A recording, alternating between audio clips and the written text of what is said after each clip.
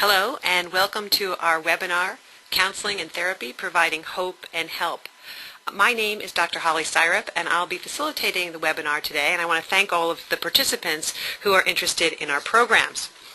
Throughout the program today, I want to share with you some information about the Counseling and Mental Health Professions Department, the various master's degree programs that we offer, including, of course, a brief description of each of the programs, the general admissions requirements, scholarship and financial aid, student involvement, employment settings, and what you might want to do when you graduate, and, of course, the licensure requirements. Let me talk first a little bit about our department as a whole. We are part of the Health Sciences and Human Services School. The mission of our school is to educate students in the theory and practice of their specialized areas of study. Now, we have a strong foundation in the natural, social, and behavioral sciences. Through competency-based instruction and field experience, and you'll find field experience is very important in our programs. Students learn through not only the classroom, but outside of the classroom as well. Our department, Counseling and Mental Health Professions, is comprised of multiple programs in counseling, creative arts therapy, marriage and family therapy, and rehabilitation counseling. And I'm going to discuss each of those individual. But the overall focus is on promoting the psychosocial health and development of our clients, our consumers, and students with whom our students work. Each program, and this is an important piece, offers the standard-bearing curriculum identified by the accrediting organizations and the state of New York, which leads to certification and licensure in the field.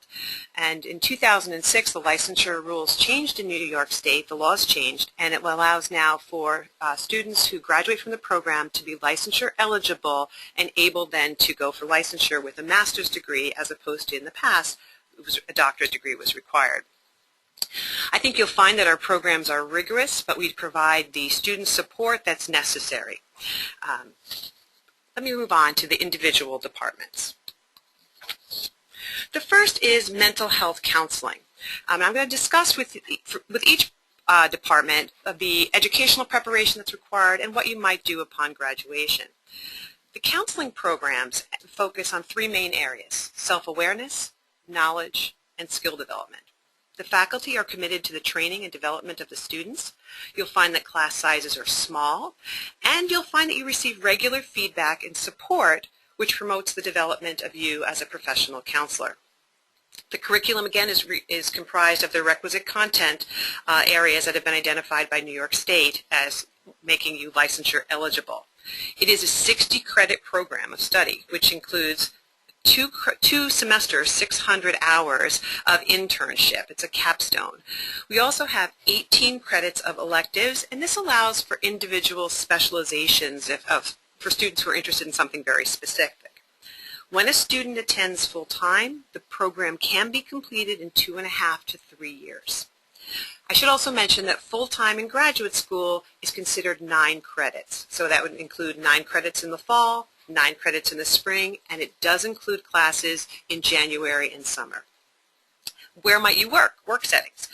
Community agencies, managed behavioral health organizations, hospitals are a possibility, employee assistance programs, substance abuse clinics, rehabilitative centers, and of course what a lot of people are interested in is private practice. The MS Ed in Counseling is a 42-credit master's program. It's designed to prepare counseling and development specialists for professions in the schools, community agencies, higher education, and other therapeutic settings. The program actually has a strong reputation in the field. It's known for its applied orientation and, again, has a proud history of graduating students who are skilled professionals and highly regarded candidates for jobs in the schools. The range of career applications is mostly, again, for the school counseling. They mostly work in the K through 12 setting. College, of course, works in a college or a university. And then the community counseling works mostly in the community agencies. Keep in mind that the school counseling program prepares students for New York State certification as a school counselor, and the certification ranges from K through 12. I also want to mention that the U.S. News and World Report ranked mental health counselors, substance abuse counselors, and school counselors as a growing field. The MA in Creative Arts Therapy has been approved by the American Art Therapy Association since 1984. Again, you'll hear there's a proud and strong history of our programs. The program is 53 credits and can be completed on a full-time or part-time basis. The Creative Arts Therapy program has strong clinical foundation for students and features content that generates innovative ideas. Students are required to have strong studio art background as a prerequisite to admission to this program. Graduates can apply for a limited permit in Creative Arts Therapy, which is the first step towards licensure, which is LCAT, Licensed Creative Art Therapist in New York State. Hofstra alumni can also contact the Art Therapy Credentialing Board and apply to become a registered and board-certified art therapist after the required supervisory hours exam and licensure exam are completed. So where are the work settings? They include hospitals, clinics, public and community agencies, wellness centers, assisted living, nursing home, and schools for children with emotional and physical disabilities. The MA in Marriage and Family Therapy is a 54 credits, full-time students complete in about 3 years. So it's a 54 credit program. It includes, again, a supervised internship, and it is a 3-year program. The MFT program emphasizes the integration of a variety of theory and practice via self-exploration exercises, role play, and the direct provision of clinical services during the internship experiences. Graduates of the program, again, are deemed to have met the state's educational requirements for licensure, of course, followed by the 1,500 hours of supervised experience. Interesting, though, hours spent by students in the program during therapy during their internship are counted by the state towards their 1,500 client contact hours required for licensure. Where might they work? They could work in community mental health agencies, hospitals, substance abuse clinics, health maintenance organizations, child welfare agencies, and juvenile justice programs, and of course, once again, private practice.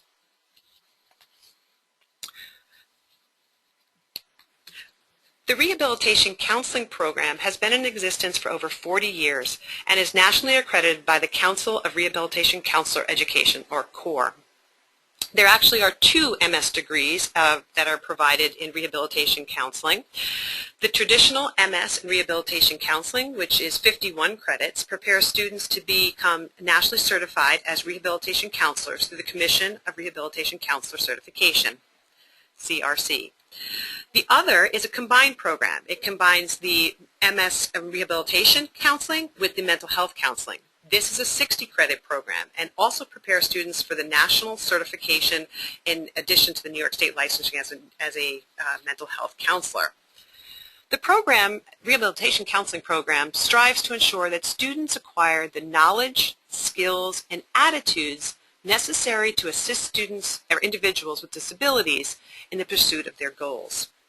They do have some federal grants that are used to support the tuition of some of their students, and they have excellent placement rates.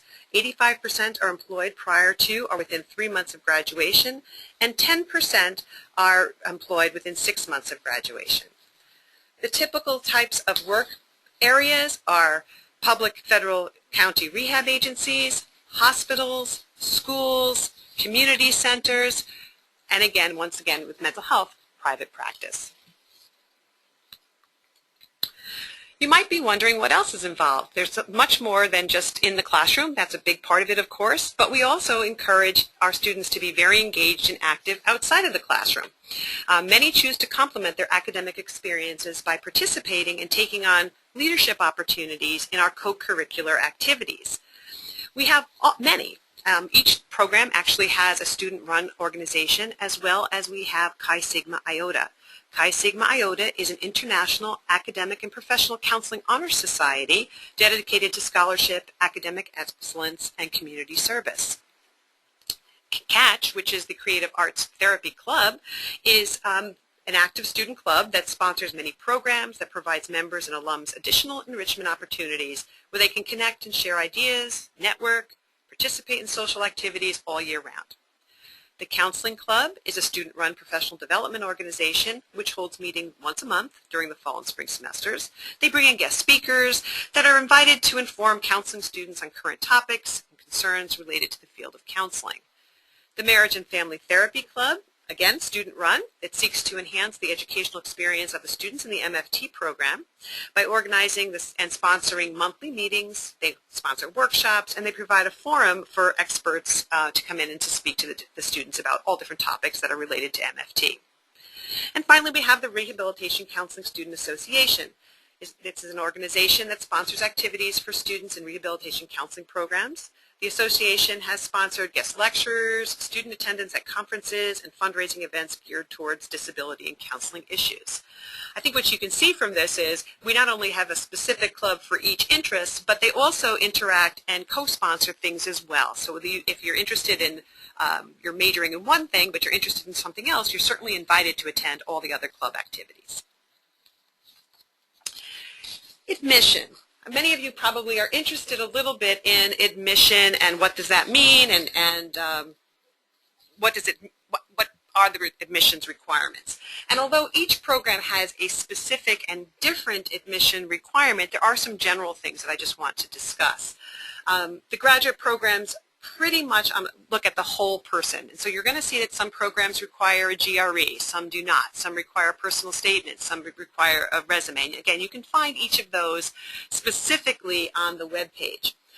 But if you feel as though perhaps you didn't do as well on your GRE or you didn't do as well in your first year as an undergraduate, that shouldn't deter you from applying for a program, because again, they look at the whole person. So if one thing is something that is not necessarily your best work, you didn't do as well in the GREs as you would expect. Certainly if your undergraduate degree was stellar and if your recommendations are wonderful and you write a strong personal statement, that will all be taken into consideration. So no one factor really determines a student's admission or them not being admitted. The program faculty look for individuals who are well-rounded with a strong, again, undergraduate grades in the behavioral sciences. They would like a good performance on the GRE when it's required. More important are strong letters of recommendation and relevant letters of recommendation and a strong writing sample. Personal interview is also considered a significant determinant in the program admission. So you would be asked to come in for an actual interview. Now, if you're living at a distance, we of course can do that via the phone or via Skype. Financial aid is often a question that a lot of students have. There are some limited departmental scholarships available, and they are reviewed based upon need and based upon application. There's also need-based aid, and that would be through the financial aid office, and you would need to fill out a FAFSA form. And then there are some graduate assistantships available. We encourage our students to look into graduate assistantships. There's a very nice connection between the person-centered approach of our counseling students and many of the student affairs graduate assistantships or assistantships that are available on campus. And so we encourage you to really look at those graduate assistantships. How can you do that? If you go to the Hofstra main page and actually click on to employment, there's a separate section for students and then a separate section for graduate students. And they can be paid perhaps hourly, but some of them also include tuition remission benefits. So those would be something to consider.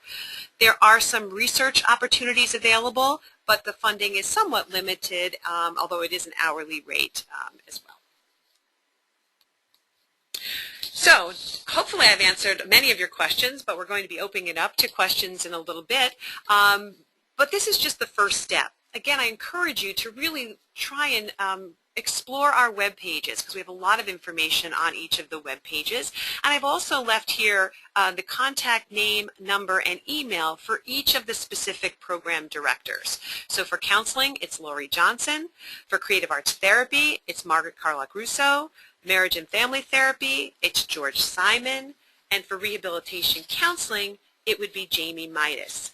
And of course, you could always contact myself, and I've left the contact information here.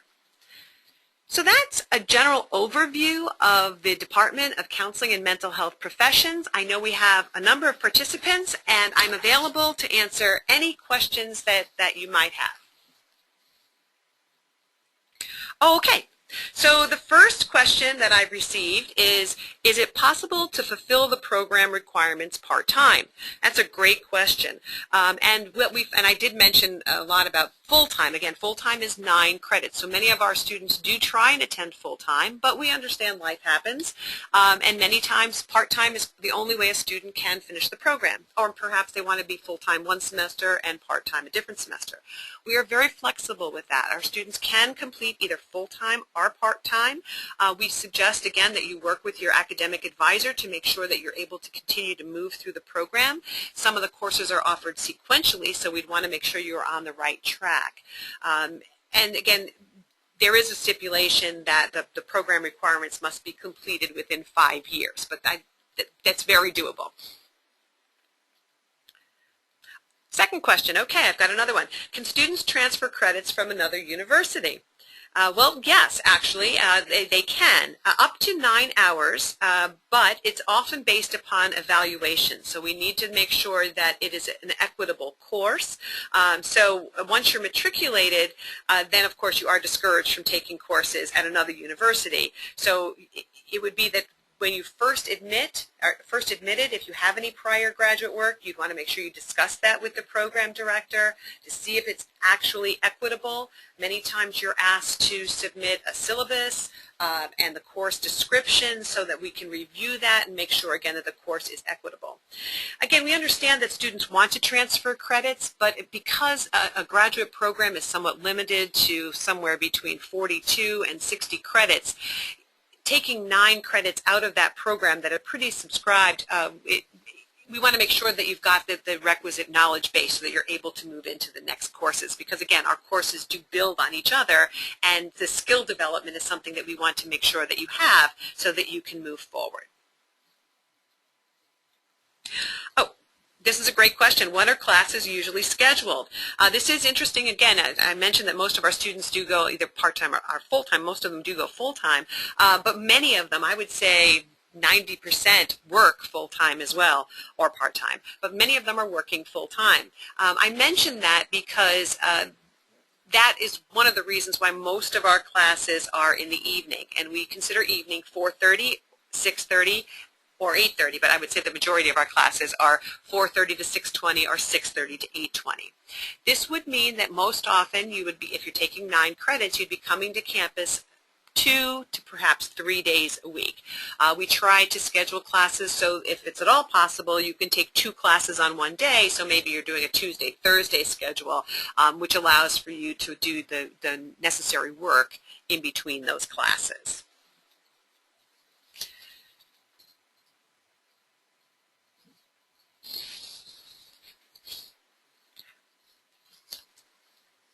Any other questions?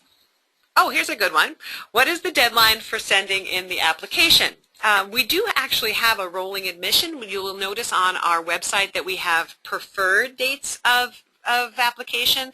So, but those, again, they are preferred. So, for example, I believe it's December 1st for the spring and June 1st for the fall. But again, that's not to say that we would not accept an application after that. But the earlier that you know that you want to apply, we strongly recommend you to apply so that we can move through the process of application. Remember, it does include not only your application, but you need to come in for the interview.